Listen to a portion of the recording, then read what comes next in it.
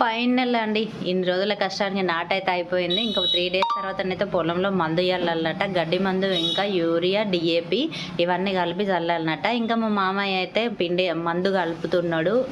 పలాని రోజున అంటే ఇన్ని రోజులకు ఈ మందు వేసుకోవాలి, పొలాన్ని ఇట్లా చూసుకోవాలి, ఎప్పుడు ఏ మందు వేయాలన్నది అయితే మా బావకైతే చెప్తున్నాడు మా మామయ్య అయితే. ఎందుకంటే మాకు అది ఏమంటారు తెలియని పని కాబట్టి వాళ్ళైతే ఇట్లా ఉంటుంది అట్లా ఉంటుంది అని చెప్తున్నారు మా మామయ్యలు ఇద్దరు. వాళ్ళైతే ఇంకా మందు అయితే కల్పించిపోయిండు మా మామయ్య. బాపునైతే రమ్మన్నాం పొలంలో మందు చల్లనీకి.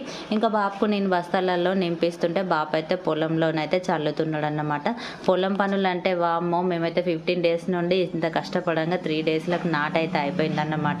ఫైనల్గా నాటైతే కంప్లీట్ అయిపోయింది. ఇంకా నాటేసేంత వరకు ఒకెత్తు, నాటేసినాక ఒకే అండి. ఎందుకనంటే ఒక్కసారి నాటు పడిందంటే ఇంకా అంత పెద్ద పని అయితే ఏముండదు. మధ్యలో ఒక 2-3 సార్లు మందు చల్లుకోవాలట.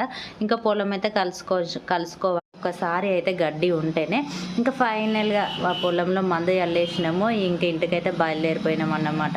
వీడియో అయితే ఇది. వీడియో నచ్చితే లైక్ చేయండి ఫ్రెండ్స్.